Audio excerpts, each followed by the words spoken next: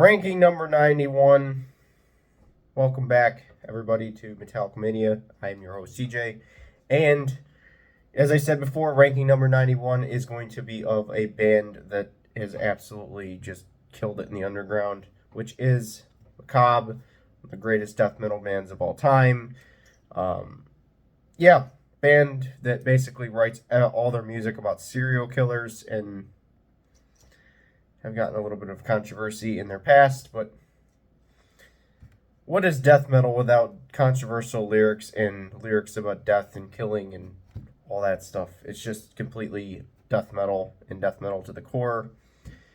We're going to go into it. They have 6 studio albums. I have 5 of them. I have 5 of them on physical copies. Yeah. Let's go right into it. Number 6 is going to be Grim Scary Tales from 2011. Yeah. And their CD's falling out. Great. I got that problem too. The bad CD holders that I didn't replace for the video. But oh well. Grim Scary Tales, not a bad album, but missing some of the magic of the other 5. I like the concept historical killers, which is a fun topic when talking history. Macabre wrote songs on this album about Vlad the Impaler, Emperor Nero of the Roman Empire. Yeah, we all think about the Roman Empire. And that was an inside joke if you don't get it. And many other lesser known killers from history. 9.3 out of 10. Best song here is Nero's Inferno, about the Emperor Nero. Yeah, this album is great. It's just not as good as their other 5.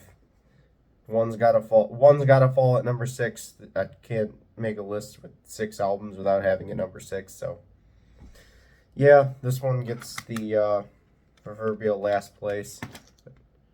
Yeah, still really good album, and still one you should look at and listen to. Number 5 is the one I don't own, which is Gloom from 1989. The fun debut, and the only one I do not own on CD. The album is shorter than everything done after, which can be expected with the grindcore way of writing. This is kind of a grindcore album style, but it still has some of those death metal characteristics like the vocals. Gloom still sounds like Macabre with the sound that's well known for them. 10 out of 10. This is the first 10 out of 10 album, the first one that I consider perfect. The best song is McMassacre. Look that one up. I'm not going to actually mention who it is that they're talking about on that song because yeah, I don't know how YouTube would react to that. But number 4, let's move into number 4. This is going to be kind of a faster video, which is going to be the Carnival of Killers, the newest one in their discography from 2020. From 2020, has a similar sound as Grim Scary Tales, but Carnival Killers is more catchy and more crafted. There's absolutely brilliant moments and songs here with the serial killer nursery rhymes standing out. They are known for that. Creating nursery rhymes out of serial killers, which is fun in itself. It's a fun concept and very fun to listen to and very all around great. And yeah, this album pretty much stands out from all their other ones. It has a unique sound to it. The vocals are not as harsh. They're more clean. Kind of like a different type of vocal style on this one that I like. It's one of those albums you get a taste for here and there and go back to. Basically, like your favorite in that moment, basically. But not my favorite for the band. It does fall at number 4. The best song in the album is Wheels on the Bug, which is about Ted Bundy. I'm going to actually mention the name of the person there. Lake of Fire is good. Now It's Time to Pay, which is about the Oklahoma guy. Joe Ball was his name. Stinky, which is about Gacy. Them Dry Bones is about the killer Dr. Holmes. Absolutely a great album. Love it from front to back. And it just missed a listen 2020, but yeah, it's definitely something that stands out in 2020. I was like, man, how did I never hear of this band before this album? That was my introduction. Number 3 is going to be Sinister Slaughter from 1993, the album that came out like after Gloom. It was like it's their second studio, and if you can't tell, it is a Beatles inspiration cover with all the different killers that they talk about on here. One of the most distasteful albums released, and well, isn't that just death metal? Because yeah, death metal has never been like tasteful. It's never been completely tasteful. Macabre continued to form their sound and style here with the lyrics about notorious serial killers and little known ones actually, as a well mixed that as well. Mix that with grindcore and death metal, which the result is the stuff they call murder metal. They do have an album called Murder Metal that hasn't been mentioned yet, so spoiler alert, that one's pretty high on the list.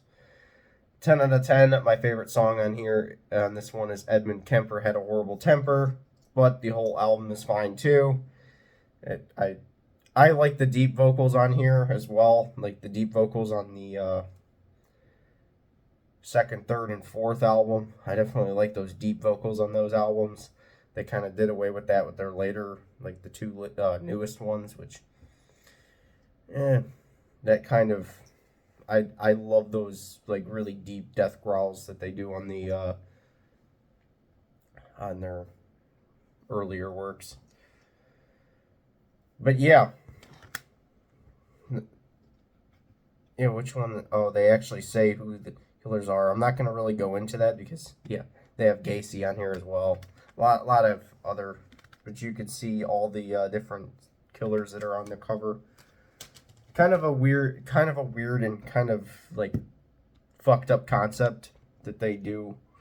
But yeah, it's fun. It's fun for death metal because it's basically like Cannibal Corpse with nursery rhymes or some shit, but it's fun.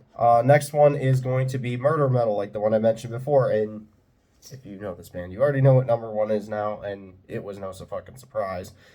Murder Metal, like Sinister Slaughter, but the killers are more obscure, the production is better, and the songs are more catchy.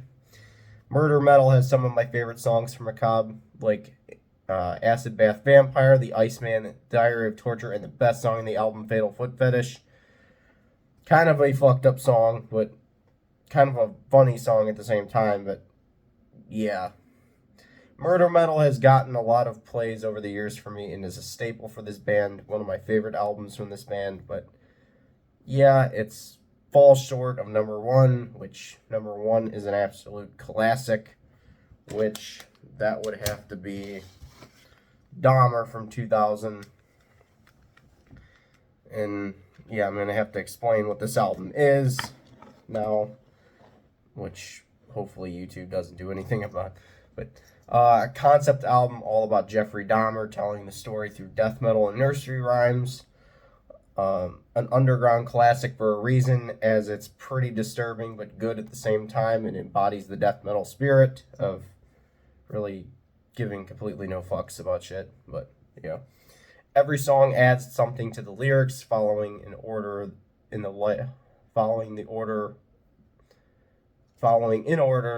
life and spree of Dahmer. Jeffrey Dahmer and the Chocolate Factory and Scrub-a-Dub-Dub are really fucking inventive and clever among the best songs that they've ever done. But yeah, they are also pretty fucking terrible at that. But that's death metal for you and Macabre for you. But I'd recommend listening to this full album to get the full story and experience of this, because yeah, this album is pretty fucked up, but pretty good at the same time. I'm gonna say, but yeah, it basically goes through every like bit of like the story of Dahmer, but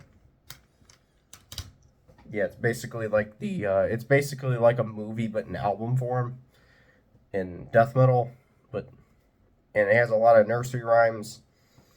But yeah, very good album. Very much an underground classic. Not a lot of people know about it. Not a lot of metalheads will go into it.